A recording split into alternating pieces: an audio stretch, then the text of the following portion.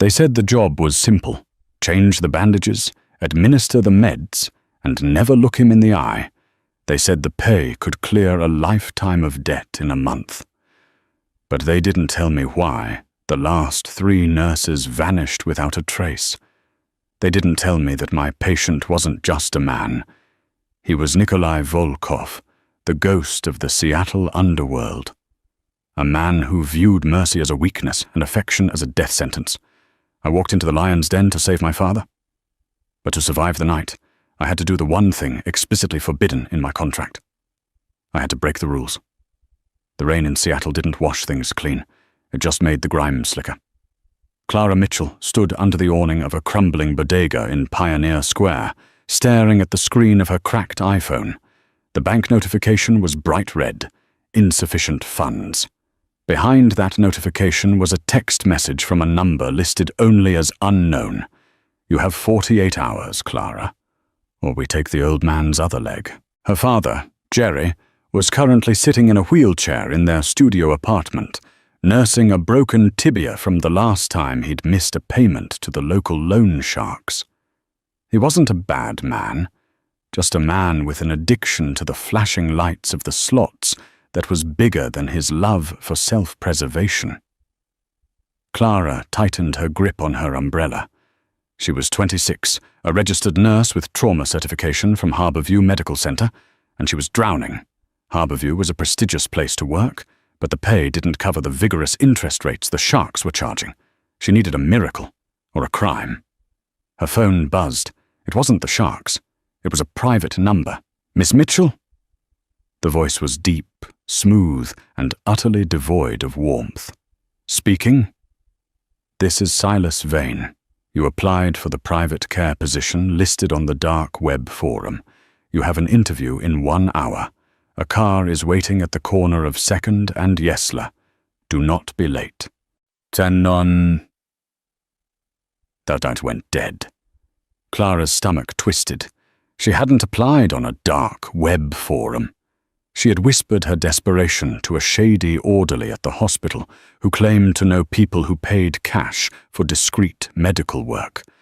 Apparently word traveled fast in the underworld. She shouldn't go.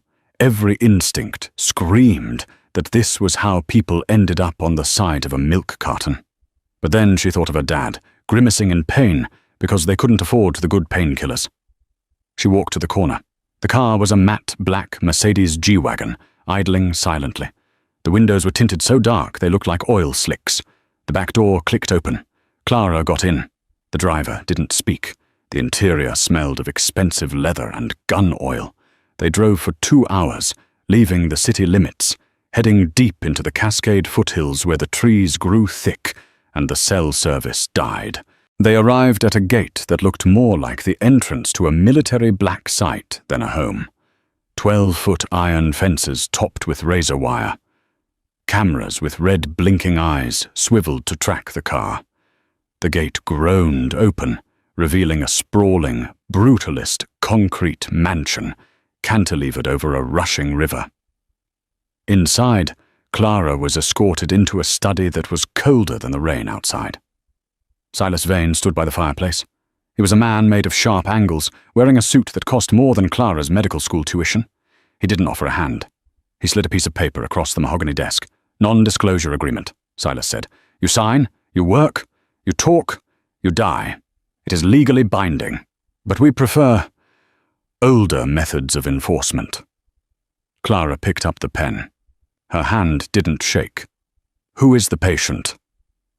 Mr. Volkov, Silas said, watching her eyes for a reaction. Clara froze. Everyone in Seattle knew the name Volkov, not from the news was too scared to print it, but from the whispers. Nikolai Volkov, the head of the Volkov Bratva. They said he controlled the ports. They said he had fed a rival to the pigs in Snohomish. He was shot 3 weeks ago, Silas continued, indifferent to her fear. The bullet was removed, but the wound is complicated. Infection risk is high. His temperament is poor. The last nurse left after 2 days. Left? Clara asked. She was escorted out, in tears. She failed to follow the rules. What are the rules? Silas held up 3 fingers. 1. You administer medication and change dressings at 0800 and 2000 hours. No exceptions. 2. You do not speak to him unless it is a medical necessity. He is not your friend. He is not your patient. He is your employer. 3. Under no circumstances do you touch him without his explicit verbal permission, unless he is unconscious. Clara looked at the contract. The salary figure was staggering. $20,000 a week. Cash, 2 weeks. She just needed to last 2 weeks, and she could pay off her dad's debt entirely. I can handle difficult patients, Clara said, signing her name. Silas smirked, a cruel twisting of lips. Mr. Volkov isn't difficult, Miss Mitchell. He's rabid. The west wing of the estate was sealed off by a heavy oak door that required a biometric scan. Silas swiped his thumb, and the lock disengaged with a heavy thud. You are on your own from here, Silas said. The kitchen is stocked. Your room is the first on the left. His suite is at the end of the hall. He missed his morning dose of antibiotics. Fix it. Silas turned and left, the heavy door locking behind him. Clara was trapped. The hallway was dim, lit only by recessed floor lights. The air smelled of antiseptic and something metallic. Blood. It was quiet, the kind of silence that felt heavy, like the air before a thunderstorm. Clara went to her room first to drop her bag. It was luxurious, but sterile, like a high-end hotel room. She changed into her scrubs, navy blue, practical. She clipped her hair back, checked her pockets for her pen light and stethoscope, and grabbed the medical tray Silas had left on the hall table. It contained a bag of vancomycin, a fresh IV kit, and wound dressing supplies. She walked to the end of the hall. The double doors to the master suite were ajar. Mr. Volkov, she called out softly. I'm Clara. I'm your new nurse. No answer. Just the sound of rain hammering against the floor-to-ceiling windows. She pushed the door open. The room was a wreck. A chair was overturned. A vase of flowers lay shattered on the floor, the water soaking into an expensive Persian rug. In the center of the room was a massive king-sized bed, the sheets tangled. But the bed was empty. Clara scanned the room. Mr. Volkov. Movement in the corner. Shadow separating from shadow. He was sitting in a high-backed leather armchair facing the window, hidden in the gloom. All she could see was the silhouette of broad shoulders and the glow of a cigarette. Medical necessity, a voice rasped. It sounded like gravel grinding together. Get out. Clara stepped forward, her nursing instincts overriding her fear. Smoking is strictly forbidden with the antibiotics you're supposed to be taking. It constricts blood vessels and inhibits healing. The chair spun around violently. Clara gasped. Nikolai Volkov was terrifying. He was shirtless, his torso wrapped in bloody bandages that looked days old. He was huge, easily 6'4", with muscles that coiled tight under pale, scarred skin. But it was his face that held her. High cheekbones, a jaw cut from granite, and eyes that were the color of glacial ice. Cold, blue, and burning with fever. Dark stubble covered his jaw, and sweat slicked his forehead. He looked like a fallen angel who had crawled out of hell and was pissed about it. I didn't ask for a lecture, Nikolai growled, standing up. He swayed slightly. He was septic. She could tell just by looking at him. I asked for solitude.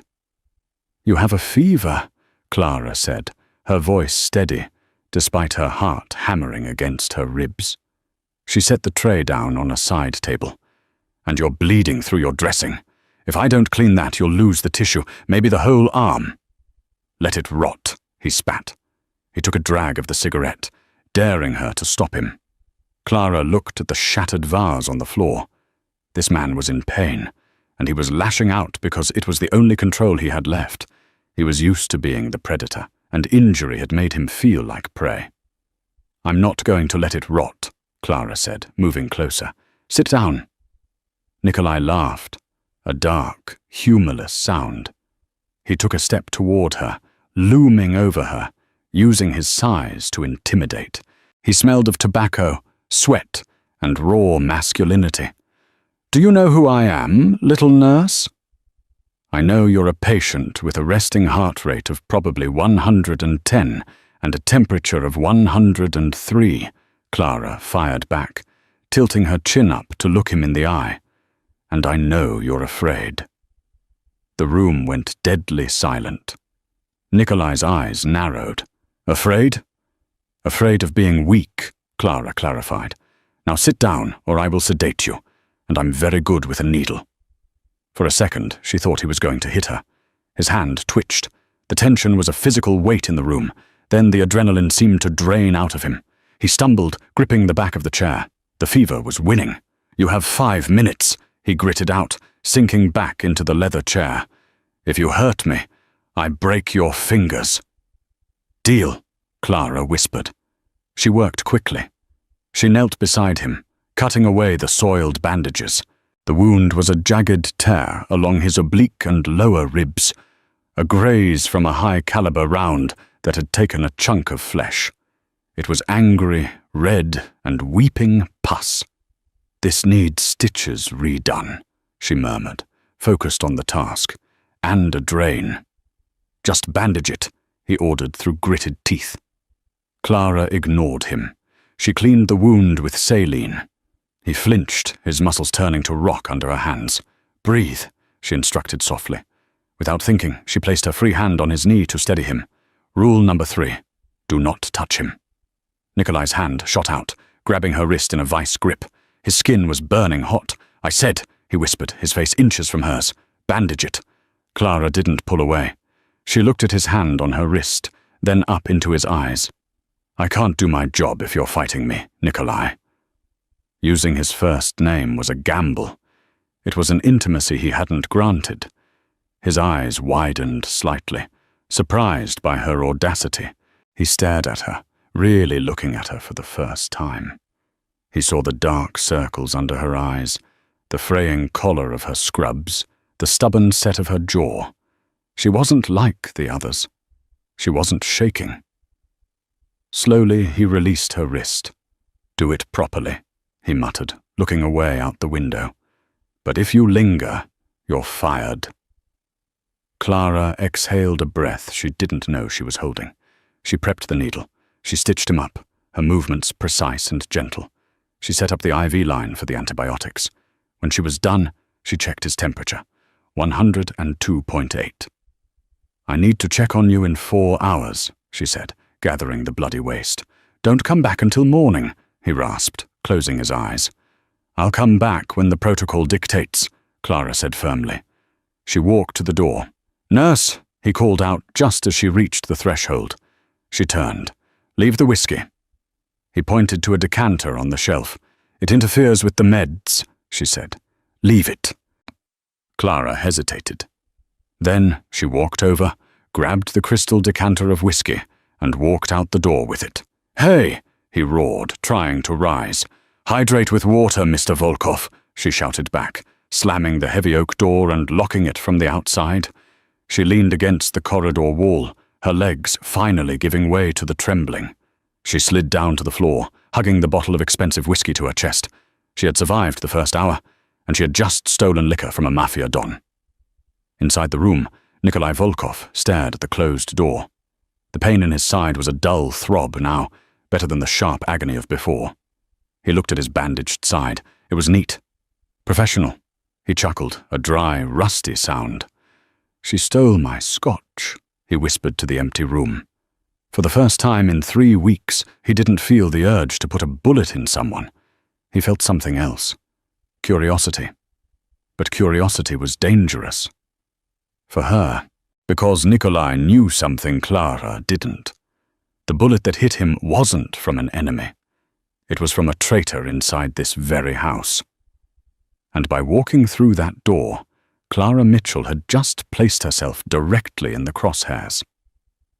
The next morning, the sky was the color of a bruised plum. The storm hadn't broken. It had just settled into a sullen, heavy drizzle. Clara hadn't slept. She had spent the night in the guest room, staring at the ceiling, listening to the hum of the high-tech security system and the pounding of her own heart. At 0600, her phone had buzzed. Mick, 36 hours.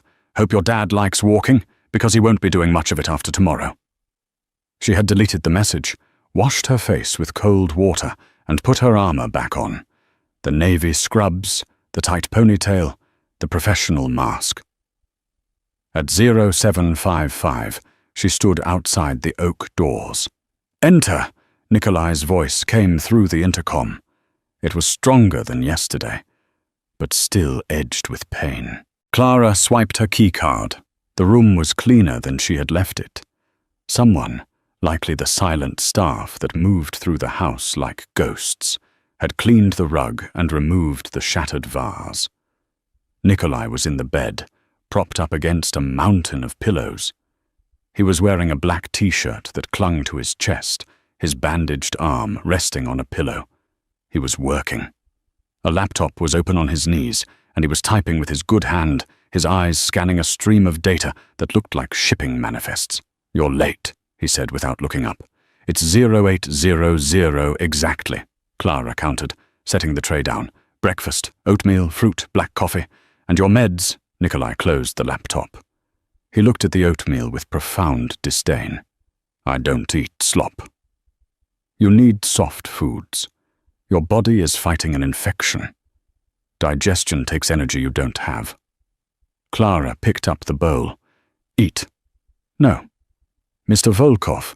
"Nikolai," he corrected, his eyes finally locking onto hers. They were clearer today, the fever having broken slightly, which only made his gaze more piercing. "If you are going to nag me like a wife, use my name." Clara felt a flush rise up her neck, but she ignored it. "Nikolai, eat the damn oatmeal." He smirked. It changed his face completely, transforming him from a monster into something dangerously charming. "You are very brave for someone so small. Silas tells me you have debts." Clara froze. The spoon hovered halfway to the bowl. Silas ran a background check, Nikolai said casually, reopening his laptop. "Clara Mitchell, graduated top of her class, fired from St. Mary's for insubordination. You argued with a senior surgeon who made a mistake. Father, Jeremiah Mitchell, gambler, debtor, currently owing 50 grand to the O'Malley syndicate." Clara set the bowl down slowly. Her hands were shaking. "Is that why you hired me? Because you knew I couldn't say no?" "I hired you because you were the only one desperate enough to come here who wasn't an assassin," Nikolai said. "But know this, Clara. The O'Malleys are bottom feeders. If you do your job, I will handle them." "I don't need you to handle my problems," Clara snapped, her pride stinging. "I need to do my job so I can get paid and handle them myself." "Stubborn," Nikolai murmured. He reached for the coffee, ignoring the food. "I like stubborn. It means you won't break when things get loud." "Loud? My enemies know I'm hurt. They are circling. That gate outside isn't just for show. So focus on your nursing. If bullets start flying, stay low." Clara stared at him. This was madness. She was arguing about oatmeal with a man who discussed impending gang warfare as if it were the weather forecast. "If you want to survive a gunfight," Clara said, pushing the bowl back toward him, "you need your strength. Eat." Nikolai stared at her for a long 5 seconds. The air crackled. It was a contest of wills, pure and simple. He was testing her boundaries, seeing if she would cower. She didn't. Finally, Nikolai let out a huff of annoyance, grabbed the spoon, and took a bite. "It tastes like wet cardboard. It's full of fiber. Good for you." He ate half the bowl, watching her the entire time. When he was done, he held out his arm for the fresh IV. "You have a light touch," he commented as she slid the needle in. "I had a lot of practice on geriatric veins. They roll." "My veins don't roll," he said, his voice dropping an octave. "They fight." Clara taped the line down. She was close to him now, smelling the soap he used. Sandalwood and steel. He wasn't feverish anymore. He was just hot. "I need to check the wound," she said, pulling back. She lifted his shirt. The redness had gone down, but the bruising was spectacular, a canvas of purple and black spreading across his ribs. As she palpated the area gently, Nikolai hissed. "Sorry," she whispered. "Don't apologize," he gritted out. "Pain is information." That's a very bleak worldview. It's a survivor's worldview. He looked down at the top of her head. "Why didn't you run? When you saw it was me." Clara finished the dressing and stood up. "Because my dad doesn't have a survivor's worldview. He just has bad luck, and I'm the only one who can save him." Nikolai studied her. "Loyalty? Rare. Stupidity, mostly," Clara sighed. She gathered her things. "I'll be back at noon." "Clara," he said. She paused at the door. "The whiskey," he said. "Bring it back." "No, I'm the boss, and I'm the nurse, and until that infection is gone, I outrank you." She walked out. As the door clicked shut, she heard a low, genuine laugh from the other side. It was the most terrifying sound she had heard yet, because it made her like him, and liking Nikolai Volkov was a fatal mistake. By the third day, the routine had settled into a strange, tense rhythm.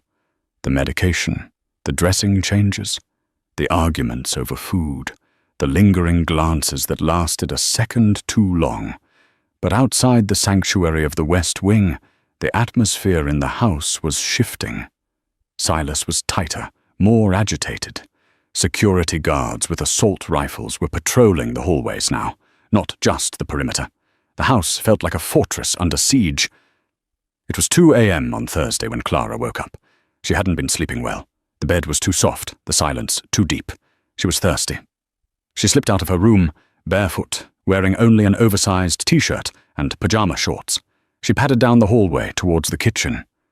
As she passed the library, a room Silas used as a command center, she heard voices. "It has to be tonight." Clara froze. The voice wasn't Silas. It was higher, readier. She pressed herself against the wall, holding her breath. "The boss is weak," the voice continued. "The nurse is distracting him. The sensors in the East Garden are looped. You have a 10-minute window." Clara's blood turned to ice. "Traitor." "And the girl?" a second voice asked. "Kill her too. No witnesses. The O'Malleys want the message sent loud and clear." Clara clapped a hand over her mouth to stifle a gasp. The O'Malleys, the same people holding her father's debt, were orchestrating a hit on Nikolai, and she was collateral damage. She heard footsteps approaching the door. Panic surged. If she ran back to her room, they might see her. She bolted the other way, towards the West Wing. She didn't have her keycard. She had left it on her nightstand.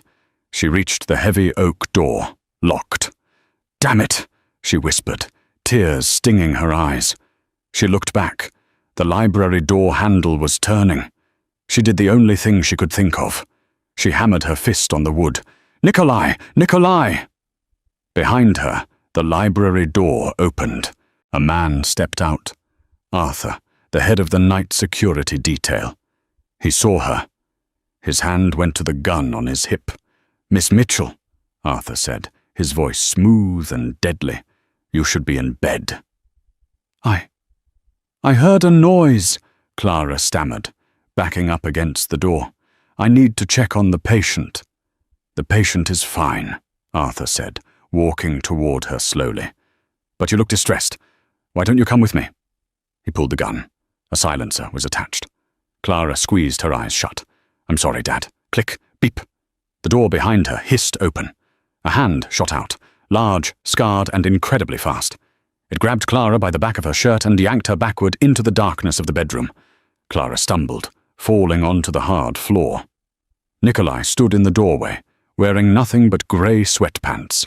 In his hand was a Sig Sauer P226. Arthur froze. "Boss, I was just—" Thwip, thwip. 2 shots, sent a mass. Arthur dropped to the floor without a sound, his eyes wide with shock. Nikolai hit a button on the wall, and the heavy door slammed shut and locked with a series of metallic clanks that sounded like a vault ceiling. He turned to Clara. He wasn't the charming rogue from the morning. He was the devil, His eyes were black, his breathing heavy. The exertion had torn his stitches. Fresh blood was blooming on the white bandage around his ribs. "Up!" he ordered. Clara scrambled to her feet, shaking so hard her teeth rattled. He was going to— "He was the leak," Nikolai said calmly, engaging the safety on his gun. "I suspected him. I just needed him to make a move." He looked at her, his gaze sweeping over her trembling form, her bare legs, the terror in her eyes. He stepped closer. "Are you hurt?" "No," she squeaked. "Good." He winced, grabbing his side. He swayed. "Nikolai!" Clara rushed forward, catching him as he buckled. He was heavy, dead weight, but she managed to guide him to the edge of the bed. "You ripped it open," she cried, looking at the blood soaking his waistband.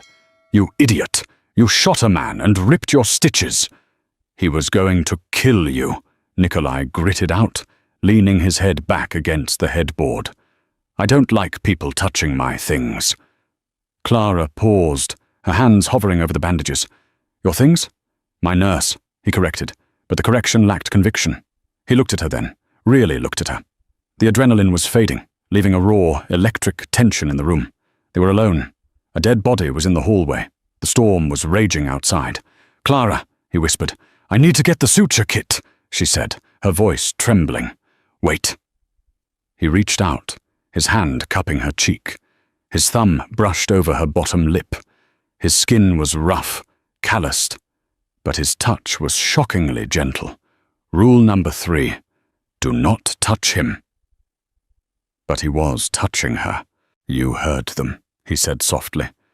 "You heard them talking about the O'Malleys." "Yes," she whispered. They said the sensors are looped. They said they're coming tonight." Nikolai's eyes hardened.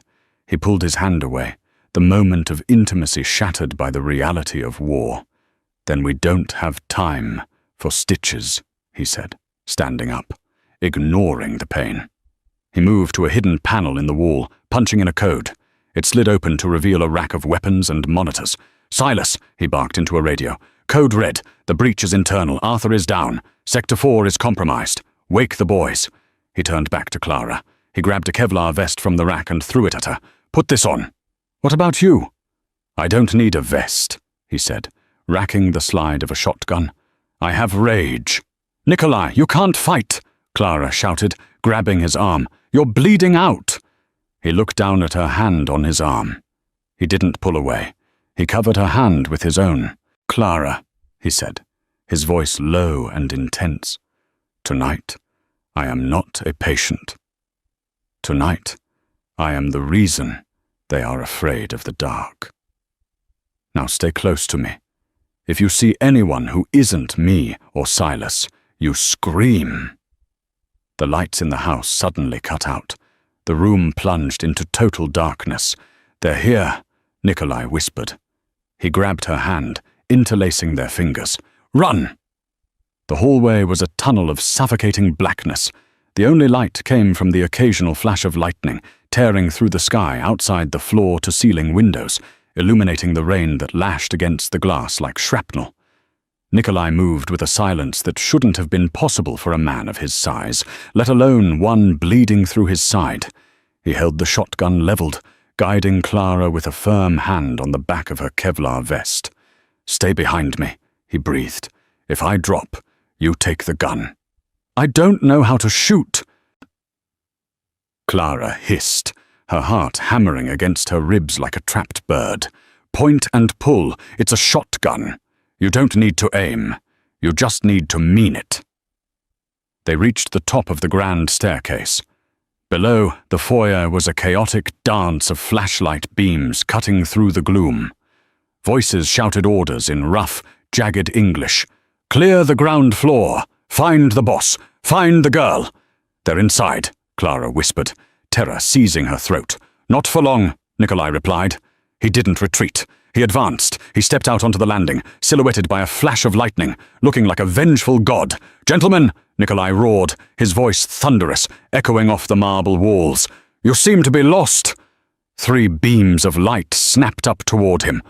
Boom! The shotgun roared. The lead mercenary at the bottom of the stairs flew backward, his flashlight spinning across the floor. Chaos erupted.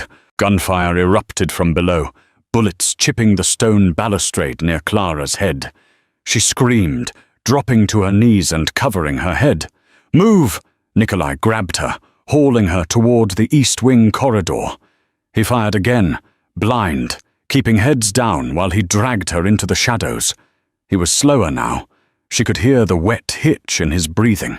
The physical toll was catching up. "Kitchen!" he gritted out. "Service elevator, to the garage!" They ran. Clara could hear boots pounding on the stairs behind them. They were being hunted. They burst into the industrial kitchen. Stainless steel counters gleamed in the moonlight. Nikolai slammed the door and shoved a heavy prep table in front of it. "It won't hold them," Clara said, scanning the room for a weapon. She grabbed a heavy cast-iron skillet. It felt ridiculous, but it was all she had.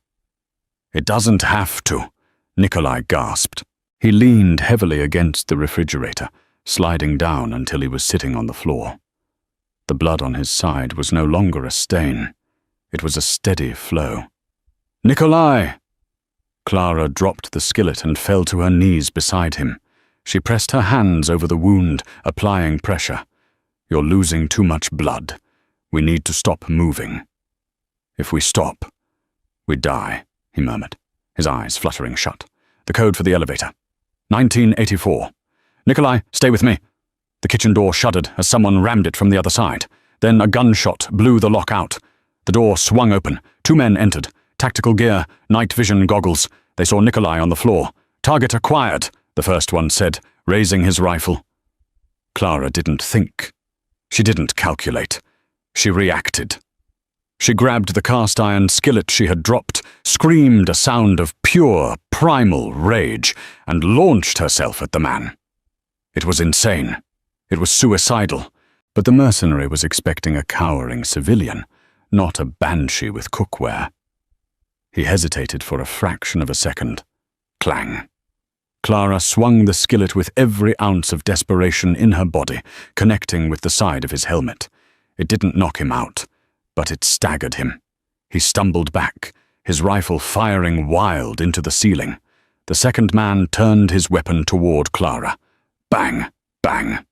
2 clean shots rang out from the floor. The second man dropped, a hole in his forehead. Nikolai was still sitting against the fridge, the smoking pistol in his hand, steady as a rock, despite his grey complexion. He shifted his aim to the first man, who was shaking his head, trying to recover from Clara's blow. Bang! 3 bodies in the kitchen. Silence returned, heavy and ringing. Clara stood there, chest heaving, gripping the skillet so hard her knuckles were white. She looked at the dead men. She looked at Nikolai. "You!" Nikolai wheezed, a bloody grin tugging at the corner of his mouth. "Are a lunatic." "I'm a nurse," she sobbed, the adrenaline crashing. "I'm supposed to save lives." "You just saved mine," he said. Suddenly the lights flickered and buzzed back on. The kitchen was flooded with harsh fluorescent light. The service elevator dinged. Clara spun around, raising the skillet again. The doors opened, revealing Silas and 4 men who looked like they were carved from granite. They were heavily armed. "Boss," Silas rushed forward, his face pale. "We cleared the perimeter. The rest of them scattered when the lights came back on." Silas looked at the carnage in the kitchen. He looked at the dead mercenary with the dented helmet, then at Clara, holding the frying pan. "Did you—" Silas started. "Don't ask," Nikolai groaned, trying to stand and failing. His gun clattered to the floor. His eyes rolled back in his head. "Nikolai!" Clara dropped the pan and caught him before he hit the tiles. "Get him to the infirmary, now. He's in hypovolemic shock." The infirmary in the basement was better equipped than most rural hospitals. It had a sterile field, a ventilator, and a fully stocked pharmacy. For the next hour, Clara wasn't a hostage, and she wasn't a debtor's daughter. She was the charge nurse. "Silas, cut his shirt. You get me 2 units of O-negative from the fridge. Move!" The men, terrifying killers who could snap necks with one hand, scrambled to obey her commands. Clara worked with terrifying precision. She intubated Nikolai to help him breathe. She set up a rapid infuser for the blood. She cleaned the wound, which was a mess of torn muscle and infection. "He needs surgery," she announced, her gloves slick with blood. "The bullet from weeks ago fragmented. There's a piece pressing on an artery. Every time he moves, it cuts him." "Can you do it?" Silas asked from the other side of the operating table. "I'm a trauma nurse, not a surgeon," Clara said, her voice shaking slightly. "But if we wait for a surgeon to get out here, he'll be dead." "Then do it," Silas said. "We trust you." Clara took a deep breath. She picked up the scalpel. For 40 minutes, the only sound in the room was the rhythmic beeping of the cardiac monitor and the snip of scissors. Clara dug into the flesh of the most dangerous man in Seattle. She found the fragment, a jagged shard of lead the size of a fingernail, and pulled it out. "Got it," she exhaled, dropping it into a metal tray with a clink. She stitched the artery. She closed the muscle. She stapled the skin. "BP is stabilizing," she noted, watching the monitor. "He's going to make it." She peeled off her gloves and slumped against the counter, her legs finally giving out. Silas caught her by the elbow, steadying her. "You did good," Silas said. It was the first time he had spoken to her with genuine respect. "Is he going to be okay?" she asked, looking at Nikolai's pale, unconscious form. "He's a Volkov. He's too stubborn to die," Silas said. He pulled a chair over. "Sit. Drink water." Clara sat, sipping the water, watching the rise and fall of Nikolai's chest. The adrenaline was gone, leaving only a hollow ache. "Silas," she said quietly. "Who were they?" Silas leaned against the counter, crossing his arms. His face was grim. "Mercenaries hired by the O'Malley Syndicate, but they had inside help. Arthur let them in." "Why now?" Clara asked. "Why tonight?"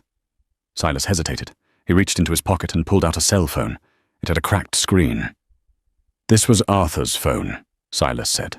"We unlocked it." He tapped the screen and handed it to Clara. There was a text chain. "Unknown. The girl is inside. Arthur. Confirmed. She's the nurse. Unknown. Good." Her father squealed, told us exactly where she went. "Use her to get close to Volkov, then kill them both. The debt is cancelled if she opens the door." Clara stared at the screen. The words blurred. Her father squealed. "No," she whispered. "No, that's not possible. My dad, he wouldn't." "Gamblers get desperate, Clara," Silas said gently, taking the phone back. "The O'Malleys probably threatened to kill him if he didn't tell them where you were. He traded your location for his life." Clara felt like she had been punched in the gut. She had walked into the lion's den to save her father. She had fought off killers, stitched up a mob boss, and almost died. All to pay off a debt for a man who had sold her out. She stood up, nausea rolling over her. "I need air." "Clara, you can't go outside. I just need to be away from here," she cried, tears finally spilling over. She ran out of the infirmary, up the stairs, and into the main living room. The storm had passed. The moon was out, shining through the bullet holes in the windows. She curled up on one of the pristine white sofas and wept. She cried for her father's betrayal, for the blood on her hands, for the terrifying realization that she was safer with a ruthless mafia boss than she was with her own family. She didn't hear him approach. She only realized he was there when a heavy blanket was draped over her shoulders. She looked up. Nikolai was standing there. He was swaying slightly, leaning on an IV pole he had dragged up the stairs. He was pale as a sheet, wearing fresh sweatpants and no shirt, the fresh bandages stark white against his skin. "You should be in bed," Clara hiccuped, wiping her eyes. "So should you," he rasped. He sat down next to her on the sofa. He didn't say anything for a long time.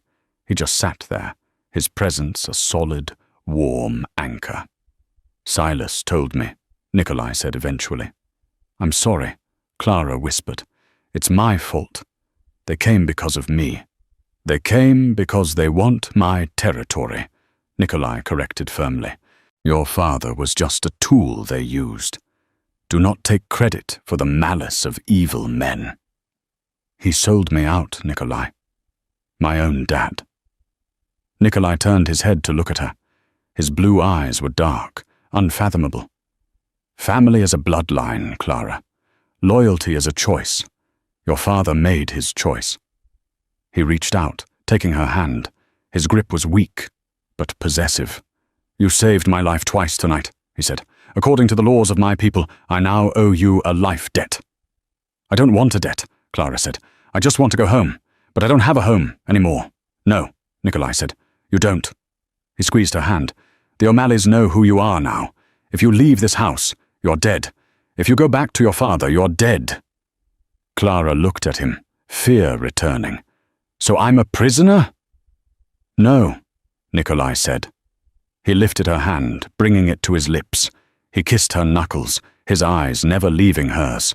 You are under my protection, and tomorrow we are going to pay a visit to Mr. O'Malley. And your father. You can't walk, Clara argued weakly, though her heart was racing at the sensation of his lips on her skin. I don't need to walk, Nikolai said, a cold, ruthless smile spreading across his face. I have an army, and I have a very angry nurse. 48 hours later, the painkillers were wearing off, and Nikolai Volkov was in a foul mood. He stood before the full-length mirror in his dressing room. The custom-tailored Italian suit hid the bulk of the bandages around his ribs, but it couldn't hide the stiffness in his movement or the dangerous pallor of his skin. Clara stood behind him, her arms crossed, wearing a black dress Silas had procured for her. It was simple, elegant, and far removed from the scrubs she had arrived in. You're popping stitches, she said flatly. I can see you wincing in the reflection. Pain is entirely psychological, Nikolai lied, adjusting his cuffs. He turned to face her. The intensity of his gaze hadn't diminished, but the icy distance was gone. It had been replaced by a possessive heat that made Clara's breath catch. Are you ready? To watch you commit murder? Not particularly. To watch justice being served, he corrected. He walked over to her, invading her space, until she had to tilt her head back to look at him. He reached into his jacket pocket and pulled out a small, velvet box. He opened it. Inside was a platinum ring with a solitaire diamond so large it looked heavy. Clara stared at it. What is that? A lie, Nikolai said. He pulled it from the box and took her left hand. O'Malley respects only two things, violence and ownership. If you walk in there as my nurse, he sees a weakness. If you walk in there as my fiancé, he sees an alliance. He slid the ring onto her finger. It fit perfectly. It felt cold and heavy, a shackle and a shield all at once. It's just for show, she whispered, her heart pounding against her ribs. Nikolai didn't answer. He just ran his thumb over the diamond, then offered her his arm. Shall we, my dear? The motorcade consisted of 4 black SUVs. They didn't head toward the glittering city center. They headed down to the industrial docks, where the air smelled of diesel fumes, rotting wood, and secrets. They pulled up to a corrugated metal warehouse, surrounded by rusted shipping containers. Silas and 6 of his men got out first, securing the perimeter with assault rifles held loosely at their sides. Silas opened the door for Nikolai and Clara. They're inside, Silas confirmed. O'Malley brought 4 guys. Your father is unarmed. Nikolai nodded. He took Clara's hand, her ring hand, and led her towards the warehouse entrance. Inside, the space was cavernous and dimly lit by flickering sodium lights. In the center of the concrete floor stood Declan O'Malley, a squat man in a cheap suit with a face like crumpled dough. Behind him, cowering near a stack of wooden pallets, sat Jerry Mitchell on a folding chair. He looked smaller than Clara remembered, pathetic and trembling. When they entered, O'Malley puffed out his chest. Volkov, heard you were dead. Was about to pop a bottle to celebrate. Premature ejaculation seems to be a recurring problem for you, Declan, Nikolai said smoothly, his voice echoing in the vast space. He didn't stop walking until he was 10 feet away. He kept Clara tucked tightly to his side. O'Malley's eyes darted to Clara, then to the massive rock on her finger. His smirk faltered. "What's with the broad? I thought you were here to pay her old man's debt." "The debt is cancelled," Nikolai said. "That's not how business works, Volkov. It is when the creditor tries to assassinate me in my own home." Nikolai's voice dropped to that terrifying, gravelly whisper. "You broke the peace, Declan. You hired amateurs, and you used a rat to do it." Nikolai gestured with his free hand. Silas stepped forward, dragging Jerry Mitchell by the collar of his tattered jacket and throwing him onto the concrete at Clara's feet. Jerry looked up, his eyes watery with booze and fear. "Clara, baby girl, you gotta help me. Tell him I love you." Clara looked down at the man who had raised her. The man who had taught her to ride a bike. The man who had traded her life for 50 grand to cover a blackjack deficit. She felt a profound, aching sadness, but beneath it, something harder was forming, like steel tempering in fire. "You love the tables more, Dad," Clara said, her voice devoid of emotion. "No, Clara, listen. They threatened me. They said they'd break my legs," Jerry sobbed, crawling toward her feet. "So you let them try to put a bullet in my head instead?" Clara stepped back, revulsion coiling in her stomach.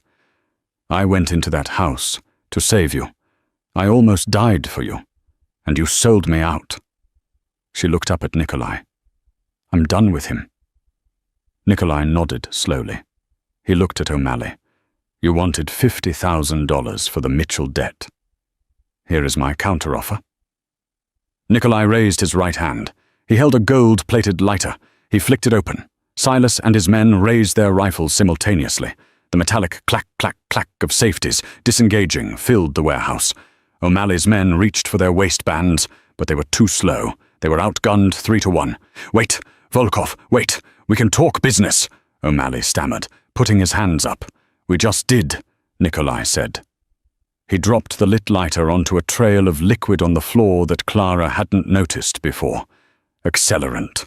A wall of fire whooshed up between Nikolai's crew and O'Malley's. "Let's go," Nikolai said, turning his back on the flames and the shouting men.